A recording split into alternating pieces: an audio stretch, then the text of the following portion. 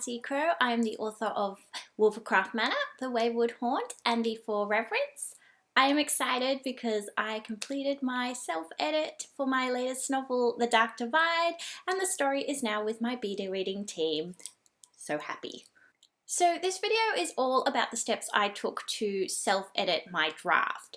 When it comes to editing, there are three processes that I follow. I do a developmental edit first, followed by a line edit, and then a proofread.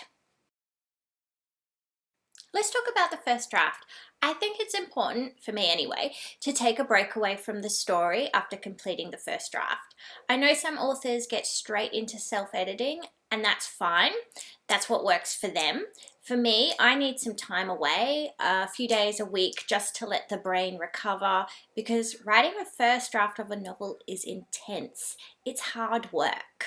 When you're working a day job, which most authors are, writing takes place in the early hours before work and in the late hours after work. That is a lot of mental energy and focus that you're putting yourself through. So it's nice to reward yourself with a little break and focus on other areas of your life for a while. Notice I said a little break. A few days or a week, not weeks, not months. When you're writing a book intending to self-publish, you're going on a very long journey. Writing the first draft is only a quarter of that journey. You have to be dedicated and accountable to show up and write and edit your story, because there is no one who's going to do it for you. You are in charge.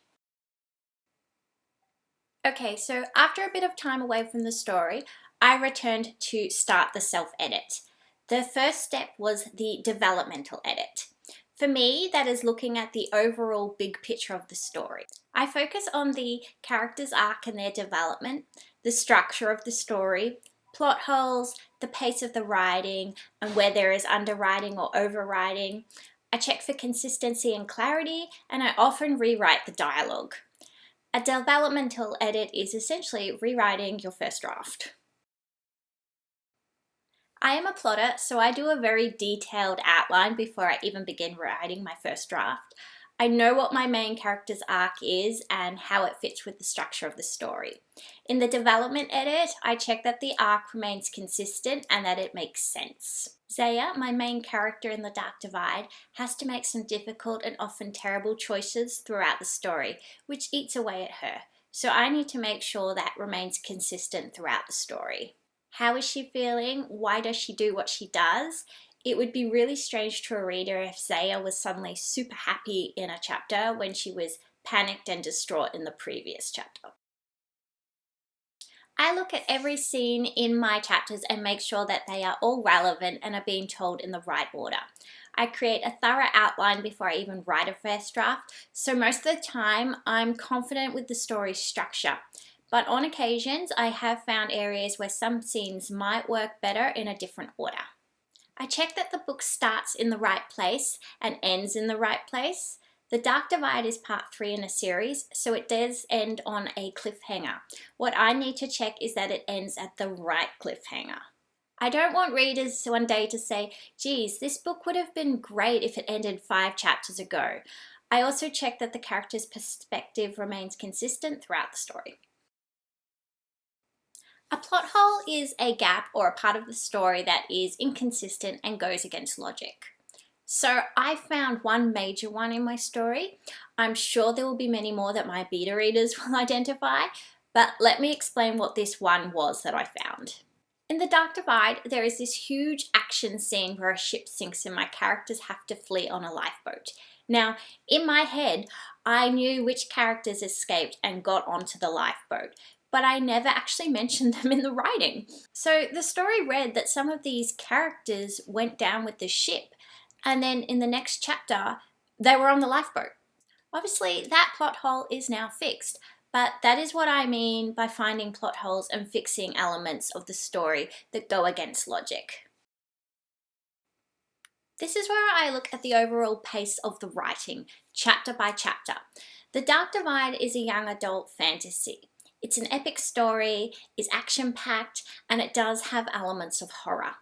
So I need to make sure that certain scenes are intense where they're meant to be, and that the slower scenes still create that feeling of unease and build tension. If I'm reading a passage and I'm getting bored, I know there is unnecessary content that has to go. If there is a scene that doesn't really have any benefit to the overall story or to the character's arc, and it's slowing down that fast, tension-building pace that I'm going for, then it's cut. Which leads me to underwriting and overwriting. This is about finding a balance. Underwriting is a scene that isn't fully formed. Readers have trouble visualizing what is happening. They need more detail to understand what is making sense. Overwriting is where there is too much detail and the reader is becoming bored. It's taking away from the pace of the story. The only way to find areas in your story where there is underwriting and overwriting is to read it. If you question where the scene is taking place, what characters are there, and who just spoke that dialogue, then that's underwriting and more detail is required. If you're reading a long passage that describes exactly what everything in a room looks like, what the characters are wearing, and how they've all got their hair styled, you get the idea, that is overwriting. You are sharing too much and the reader is bored. It's breaking the pace. So I read the draft looking for passages that need more development and taking out passages where there is simply too much detail. When I finished my draft, it was 117,000 words. After the self-edit, it was 111,000 words. That's 6,000 words of unnecessary content deleted. Overwriting. When I say consistency, I mean making sure that my writing isn't switching back and forth between tenses. It does happen. It's also making sure that the spelling of the characters' names and places remain the same and that descriptions remain the same too. If I described my ship in my story as being painted cameo and then later described its sleek black paintwork, there is an inconsistency. Clarity is making sure that my scenes and my chapters make sense. If I read a passage, dialogue, or description and I don't understand what I was trying to achieve with that, or if I have one of those moments where I'm asking, what does that mean? Then I know there is an issue with the clarity. It's also about looking at certain words and figuring out if that is in fact the best word to use. When I read my draft, sometimes words just stand out to me. They just don't look right. They don't match my writing style. And there is always another word I can use to replace it that works so much better and is more consistent with the rest of my writing style. Editing dialogue is about making sure there is a point to it and it sounds natural. It's about finding wooden dialogue. And by that I mean where you're actually trying to explain the plot through the dialogue. It's things like, well, as you know, Bob, we need to sail to this destination and arrive here by 5 p.m. to avoid the storm that is forecast to arrive at 6. People don't talk that way, and they shouldn't in stories either. I also look at removing insignificant dialogue. If it has no purpose, I remove it. I can best describe that by finding areas in your story where there is small talk. You know how when we meet someone, we will ask them, how are you? How have you been? Because that's the polite thing to do.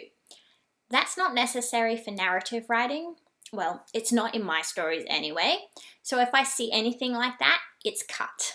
Then there is looking at the dialogue tags. He said, she said, he repeated, she questioned, etc. I look for where action would be better placed to express emotion. For instance, if I have the following dialogue, why do I have to edit? Cass said with boredom. It might be better for me to replace this with action. Cass's face scrunched into a frown. Why do I have to edit? After the developmental edit is completed, I then progress with the line edit. A line edit is exactly that. It's looking at every single line. I tighten the sentence structure by removing unnecessary words to make the language clearer. I also check to see if there is a clearer way to write the sentence or if there are better words I can use for descriptions. And finally, I do the proofreading. I approach this stage as a reader rather than a writer. I check for spelling errors, typos, grammar, and punctuation to the best of my ability. I do this by reading aloud because when you're actually forced to concentrate and pronounce words, you do pick up on mistakes more easily as opposed to if you just read them in your mind. Writer's blindness is a real thing. So that is it, guys. Those are the 3 steps I take when I self-edit my draft. The book is far from ready though. That first self-edit that I do is just for the beta readers. Once I receive their feedback, I make corrections according to what they have picked up, and they always pick up something. I'd go through another round of self-edits, repeating the development edit, the line edit, and the proofreading before sending it to a professional editor. The Dark Divide is now with beta readers. Yay! So in my next video, I'll be going into detail about what feedback I request from my beta reading team. If you like this video, give it a thumbs up. I'm going to be sharing lots more videos and vlogs about my books and my writing, so if you're keen to see that content, click the subscribe button to be notified when a new video is released. Thanks guys, happy reading and writing. See you in the next video.